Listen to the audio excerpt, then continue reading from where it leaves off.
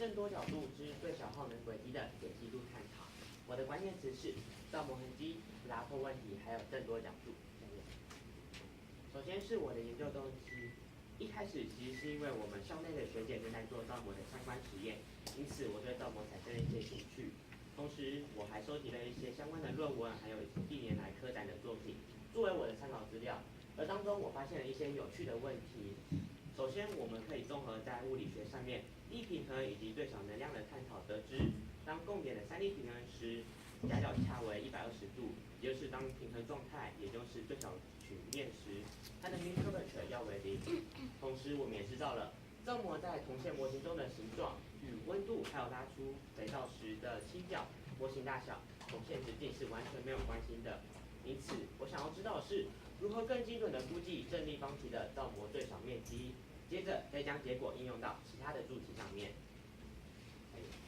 因此，我的研究目的设定为：第一点，比较不同柱体模型的造模痕迹，并且利用动态几何软体进行模拟；第二点，计算最小曲面面积以及理论分析；第三点，实验中所观察到的造模痕迹与数学软体 GeoGebra 做出最小曲面的模拟；第四点，进行造模实际探讨中空间中正多角度还有正多面积的造模痕迹的最小曲面。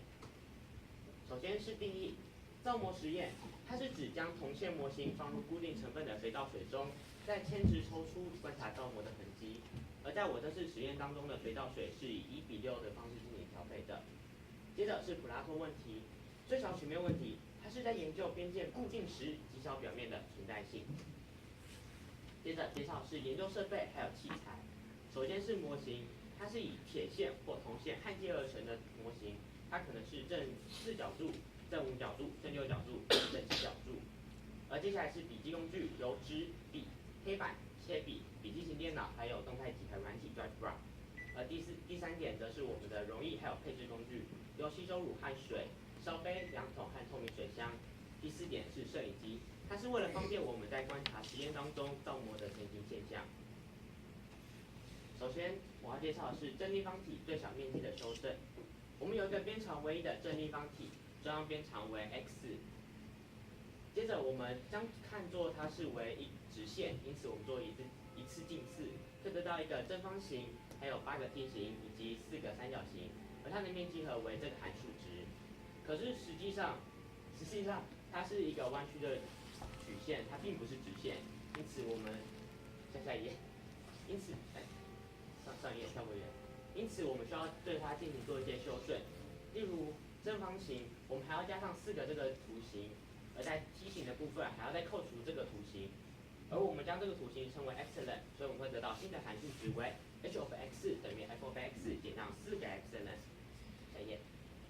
最后，我们对这个图形进行2次近似，得到 epsilon 的值。下一页。接着我们进行正4角柱的造模实验观察，它是1:1:2的。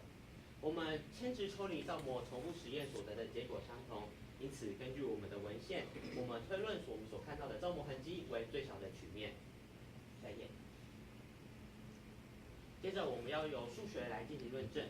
我们设 A、B、C、D、E、F、G、H 为正4角柱的8个顶点，同时设 P、Q、R、S 为中央矩形的4个顶点。下一页。而我们知道了最小曲面是由长方形、4个大梯形、4个小梯形，还有4个三角形的面积和，而长方形、小梯形、大梯形还有三角形的算式如上。下一页。接着，我们还要再进行对它的修正，因此我们还要再扣除掉2个 epsilon 1还有 epsilon 2。下一页。接着，我们想要尝试找出 f 的极小值以及当时的 st 之值。我们取 a 为0.5，而 c 为1。下一页。而我们找出了当 fst 的最小值为 9.00461，而当时的 s 值为 0.59793，而 t 值为 0.15084。下一页。在未来，我们研究方法是希望可以调整柱体高度的模型，从模型某边正方形的高度进行调整，观察造模痕迹的变化。下一页。而我们的预期结果，首先，在造模的实验观察中，我们做出了边长比为1:1:2的长方体以及正立方体的结果比较。而在我们先前参考的文献当中，模型造模痕迹为了达到力平衡的稳定状态，会形成最小的面积。因此，在我们的研究中，希望能调整正方柱的边长为1:1:A， 其中 A 的变化改变时，也就是所谓的高度改变时，造模痕迹会如何的改变，就我当时最小的面积为如何。接下来是未来展望。我们的研究在未来是可以应用在建筑还有工程以及生物研究上提供参考的。因此，我们还可以以数学动态软体进行模拟以及解析物理实验测验。因此，在我们未来希望可以改变模型的模型的高度，进行找出当中央的造模模型变至另外一个造模模型时的临界值为何？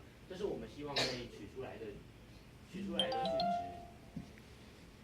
然后以上是我的参考资料，谢谢各位教授。你才讲6分10秒而已，没有。